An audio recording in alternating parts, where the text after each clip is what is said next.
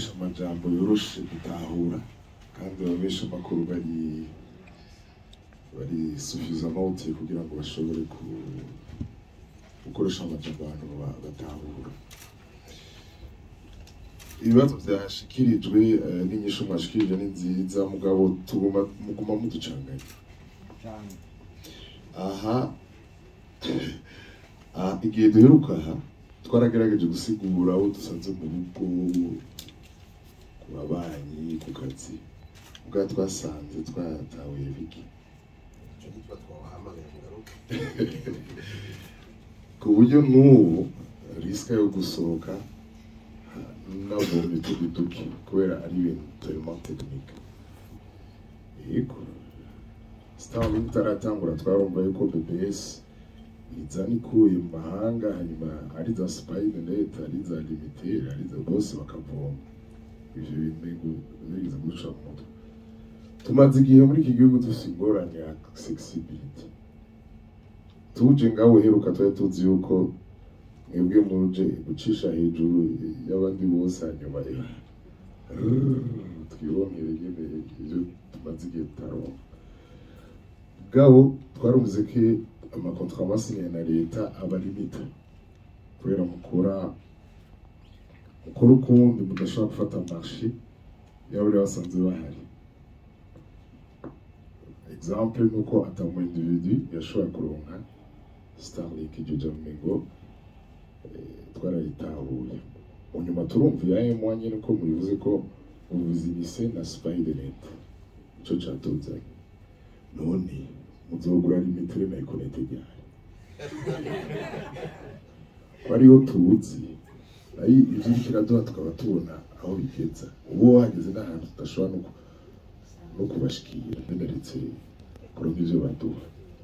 Tuve rero muri izo bintu technique mudusigurira ibintu bihari birafa paso baragerageje kubidusigurira gato turabona nyine ko hari ibibazo byinshi bijanye n'uburyo bw'amafaranga kugura bizimvye kandi iryo jambo rubwa kabari rivuga nimvura ko bamenyesha amakuru turashaka kumufasha avuga ati ntibitahuritse ingene iza ishitse kuri Ocean gugwaye ikazozushikira yamaze kugurwa ayatagira ukwangana. Niyumvira ko iyo information twayitransmeta ku buryo les décideurs kuko bibanze gushika ngaho bizimvye c'est normal yarigana n'ama institution commerciale abiguze bizimvye yumvira ko turi twoshikirwa vyagenze gute nabo ntibashaka kwemera guhomba.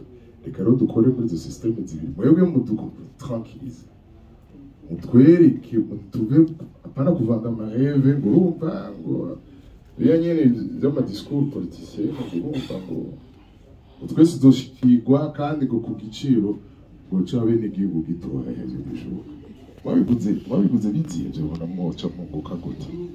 Donc tubafashe muri plaidoyer kugira bishike ngako nubwo kabiri ndazonga kandi numva umengo birakomeye gose hanyuma namwe mutugarantise mutubwire ingorane hari mushobora gutera imbere. La dernière fois kurangiza mwibuke igihe haba innovation week mukuru w'igihugu abajene muri Paris bamubwiye ati ivyo twakoze n'ibintu bikomeye bishaka guteza imbere igihugu mugabo sans internet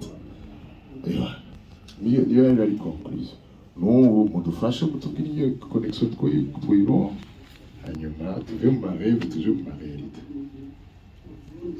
Kandi n'ukuri je ndashimye cyane ntuzeye iyo rappel mukoze il est très important nivyo bon nitwoza ngaha kuvuga ayandi mashirahamwe ko hari usanga uyavashe ukavuga ibintu utazi ikigoye umwe wese ariko tuvuge secteur ya telecommunication uyu munsi twoshima kame mu gatoye yuko ayo mashirahamwe yashize amahera menshi pour investir kubona naho dutaza tusanga utugorane tuba burya réseau électrique sinini cyane je natwaye onatene ahantu henshi twakuvra basanga ari gitoro umunsi wose ari gitoro tukugara nka 23h tugasubira tukugura mu gatondo. Hariho amantene wasanga n'uyu munsi ndibaza kuri benshi agutwara miliyoni 20 ku kwezi akwinjiriza miliyoni 1. Donc nitwo blama abandi nibaza yuko n'abadandaza nta mudandaza burya yanka gutanga ikintu ciza azi ikivamo. Hanyuma kubitura abatwebwe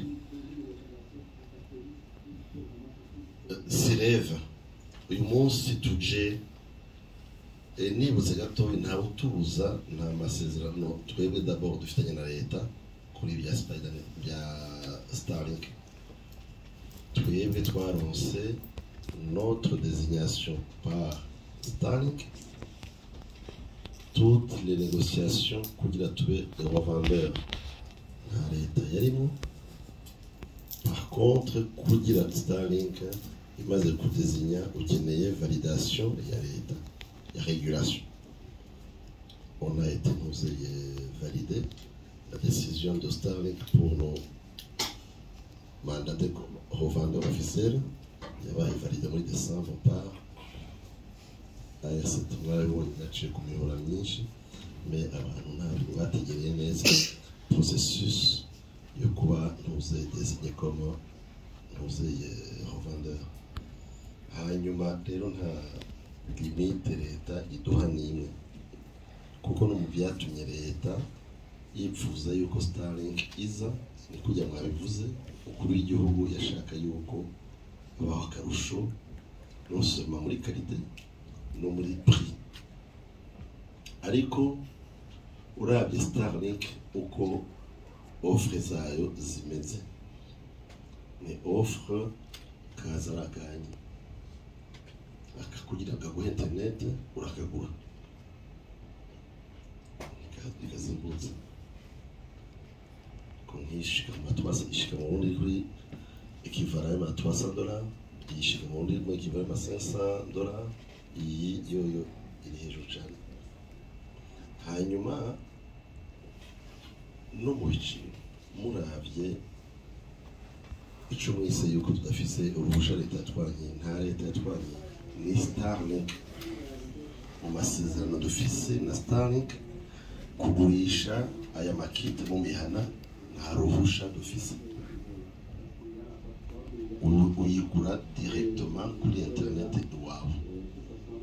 Amasezerano dufise hamwe na Starlink kandi la régulation ngaha ica ikurikira kugira tuyarenge nuko udashobora gukora ico nyine umuhora atabereye uruhusha.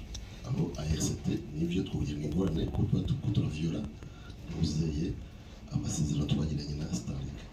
Twebwe duha amashirahamwe, ico gituma ubona yuko abantu benshi bazizana bazinyigije mu mavarize ARCT zifata normalement nibaza ko nabonye mu misoza bitazoborohera kuko barashobora kusanga zabaye kupe zitaciye mu nzira zemewe. Ni nk'uko abazifise izi zo mu mihana bazikoresha ku kazi umunsi umwe bazosanga nkeka zabaye kupe. Starlink ibonye yuko bariko bazikoresha ku kazi kandi ari zimuhira izo abonoma. Gusa tugaruke rero kuri prix ku bantu bari basanzwe bafise nka muri Spidernet internet ukaraba n'abafise Starlink batandukanye. L'experience nisa ni nko kugenda ku ikinga uvuye ngaho ugenda kuri aeroport n'undi akagenda muri Probox. Ugenda ku ikinga akazimba kuruta uwo batwaye muri Probox. Yashitse kera kuri $50 ndibaza nawe bagashira kuri aya mato muvuga yose isigara iri moins cher kuruta les offres abandi bahora batanga. Natwebwe turi n'uyu munsi parce que turi ntuze muri Spidernet kuko ubufise ukwezi kose internet nyaruka abana badevoir nta widoga. Hanyuma ukwezi bagatanga $50 kuba bishoboye bumva ko si bose. ariko nta yindi offre kuri marché isa n'iyindi. Hanyuma ku mashirahamwe uko nyene vitesse za Spidernet ntizisa, amapane y'abandi benshi ntasa. Turi kuva ntabwo kuja muri Spidernet ko ndabona nabonye yuko umwanya munini abatekinisiye bamara muri stress kugira rezo nticike. Ufise akanya nta stress usubira kuroba nta pane. Arafade niyo turabonye yuko habaye umuhora wacitse wa Fibutik, amabanki yose acahagarara. Bakoze iki bose baje iwacu umunsi nyeka twogusha maketi menshi kuruta iyindi minsi yose kuba dutanguye. Bishaka kuvuga yuko rero ntabwo ari heve, kandi do paki bagura l'abonnement twabaye nk'amabanki iri munsi y'izo rasanzwe bafise kandi yabaye nka backup yabo. Rero ari cyo mwavuze ati mwebwe muri kumatubwira ibintu batuvana de reve aho mucuruzi n'ibyo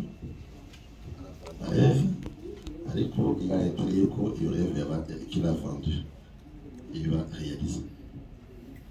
Erega ni reve ko jewe kuva mfise Starlink muhira nukuri unaje n'impression que je rêve ko irinyaruka cyane kuruta uko izo nafise mu nzu. Abana bari connecta neza muravyo mubaje imihana myinshi iva muri bisa namwe ndibaza ko arimo abazifise mu maradiyo cyangwa mu televiziyo iwabo. Rero twebwe igituma dusha turi en même temps un fournisseur d'accès. Bamwe ati none musongura runaka na runaka ryari ntibikunda kuko burya les investissements muri opération télécom na les investissements muri fourniture d'accès ntizingana. Baratanga amahera menshi gusa. Aho nyine kuri murakoze kutwipfuza ibintu byiza nk'ibyo wonye ariko biturashikana turica gato. Hanyuma gusa ivyo navuze nk'uyu munsi ka concret ujanye internet ni ivuriro ruguru hafi hariho imihana ku mugoroba ntayo bakoresha. Amavuriro nayo gura internet yantuze yo gukora ku munsi, ariko iyo internet irashobora gushikira abantu bari iruhande. Uwo mwanya abari iruhande barashobora kwika bafise ku telefone aya Android, arashobora guca ataronka conseil mu burimyi zica zishika kuri podaye nk'intare. Arashobora guca aronka conseil muri planning familial muri inclusion financière. Donc ica iba transport ya information gouvernement ishira à leur disposition ivuriro rirabaha ku busa kuko ntabagiye kuri internet. Ariko agiye kuri internet nawe iba yaguzwe n'ishuri, iba yaguzwe n'ivuriro, barashaka kwitanga ku bahera bagiye. Kandi natwebwe ku mugoroba muri Spidernet internet mwaguze muri Spidernet ku mugoroba ntayo mukoresha. Niyo nabwiye ko turakora ibyo twita hybrid, turashaka kuzitanga ku mahera make cyane rwose kuko ni ku mugoroba kandi tukaposta ntuzeye l'experience. Ntituzoshikira bose uwo mwanya kuko ntituri societe ifise uburyo butuma ejo mu gatondo iyo buco tugishikiye. Ariko iyo possibilité yuko mu jeune ari muri koperative runaka ruguru akabona yuko hafi yiwe hari abantu benshi ashaka kuyifata muri ntuzeye Spidernet Metrox akajana kit akajana connexion ya Spidernet, hanyuma tukamufasha kuyidifiza iruhande rwiwe nawe akaba umu distributeur agereye wa internet ku mahera makeya. Kurugura abantu bari igihumbi si benshi, ariko arashaka kugurije WhatsApp nyine ukamuha WhatsApp. Urabona ko abantu benshi mu mihana bashaka dushaka kubaha kujya bagura duke natwe tubaye possibility kuri WhatsApp kuri noza kuri muhora wacu hazaragura duke bakeneye ku mahera makeya aho muzobibona dutanga mu wifi ntabwo tuzotanga prix isa y'abandi oya izo biri munsi de toute façon nubwo yakabiri tubonanye nibaza yuko muzongera bakuza kutubwira ko twababwiye igifaransa tukabahemba tuzo kwifita yuko mutwibutse yuko twababwiye ibitari byo sinzi yuko nabasubije